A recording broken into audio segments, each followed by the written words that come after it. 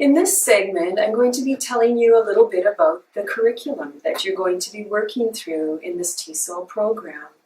This curriculum has been approved by TESOL Canada, and we're really happy to have you aboard with us and look forward to the learning adventure that we have in front of us. So to get you started, I'm going to tell you a little bit about the first chapter. Chapter 1, of course, covers some very basic concepts to get you started. It gives you some background information and some essential information for teachers of English as a second language. And this chapter starts with some really helpful abbreviations and acronyms. And these are frequently used in TESOL courses, in TESOL curriculum, in lots of the text that you'll be becoming familiar with. So they are very helpful, they're very useful to you, and help you to avoid writing out a lot of words and phrases over and over again. So we start on a really practical note here. And then, because as learning now is considered to be something that's done in a social context, and that we are all very social beings, we are going to look at the dynamics, the atmosphere, the relationships that we form in the classroom. And we want to get off to a great start in our classrooms with all the learners feeling very comfortable, very relaxed, knowing one another, having an idea of who we as their teachers are. So we start with something that we call icebreakers. And icebreakers are prompts that help learners to get to know one another, as I said. It also helps them to overcome shyness and to have some conversations in the classroom. Basically, what I can say about icebreakers is that they're a lot of fun. You're going to have a lot of fun with them. And then to help facilitate your learning and your practice and classroom activities, Part 3 of Chapter 1 it focuses on useful expressions for teachers in ESL. And after that, what we're going to look at is how English is a world language spoken by many, many, many people, as you know, in many parts of the world. But we're going to look at that in a little bit more detail. It's interesting. Really interesting to know the kind of the demographics of English. It's spread around the world, and so we look at some statistics at this point, and we're going to have a discussion of English as an orthographic and logographic language. The next thing we're going to do is related to this topic of English as a world language. We're actually going to look at the growth of English as a world language. How does a language grow over time? How does it expand? How do there come to be many more speakers spread across different parts of the world? These are questions I find really interesting. I like to know about languages. They're our basic tool of communication. So we're going to see how English has spread through a process of colonization from Britain to other parts of the world, through governance, through developments in scholarly fields in both the humanities and the sciences. And also, though, you may not know, but languages also can spread through activities such as sports, the entertainment industry, and technology, developments in technology as well.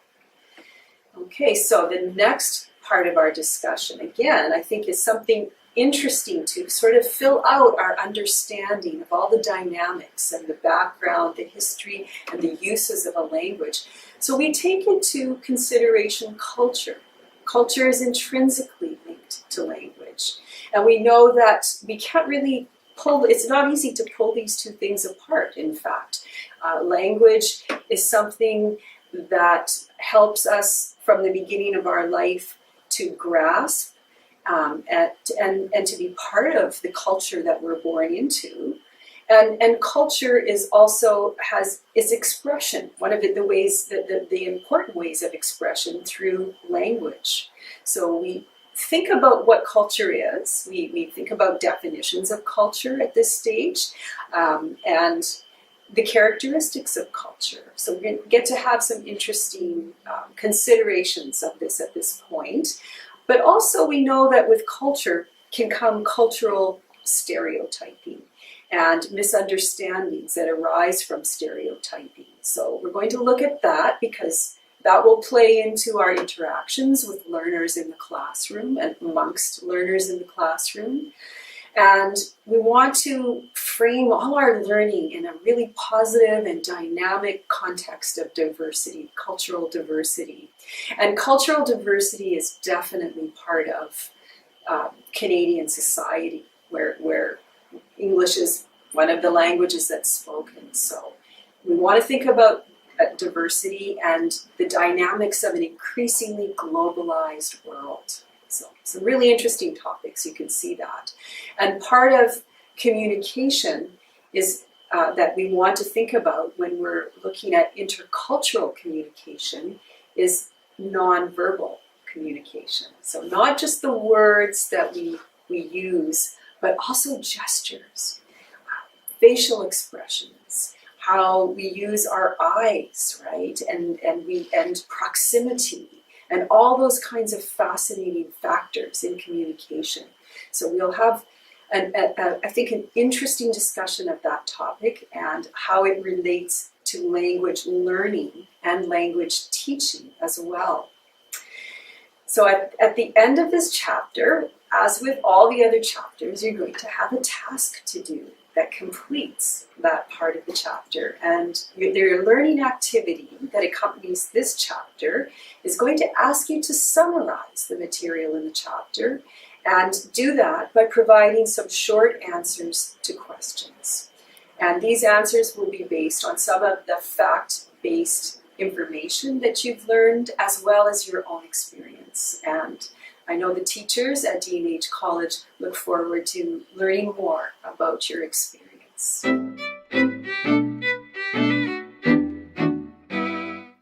let's talk a little bit about the task 1 that accompanies this first chapter. Task 1 is really a summary of chapter 1. It helps you to think about, to go over this material in a way, because it is so fundamental and basic to the rest of your learning. It will actually help you to get a good grounding for the rest of the program. So for this task, you're going to start out with a list of questions. And for each question, we want you to actually answer the question with a short answer. For instance, the first question asks you, how many people in the world use English every day? And you don't have to write very much. If you can answer that question in one sentence, that's great. What is the most spoken native language in the world? You can answer that question too, probably in one sentence. The most you'll ever have to write is probably 3 sentences. So that's section 1, English as a world language. Now for the next section, section 2, the title for that section is Intercultural Awareness in TESOL. And for that one, you're going to create a definition for culture. Make a list of some aspects of culture. For example, the one that we all really enjoy a lot, food, right? But also maybe table etiquette. These are going to be short paragraphs that you're going to write based on your own experience and understanding of what culture is. And then the next question asks you this. In your experience as a student or teacher, have you experienced a misunderstanding or observed a misunderstanding due to cultural differences? So probably we all have observed such a misunderstanding. Think about one that you could talk about a little bit and about some of the factors that might lead to such a misunderstanding. So those might be those aspects of nonverbal communication that we've talked about. In a short paragraph of maybe 4 to 5 sentences, just describe your observations and some of the factors that led to it. And so you can see what you're asked to do in this section is just to provide some short answers.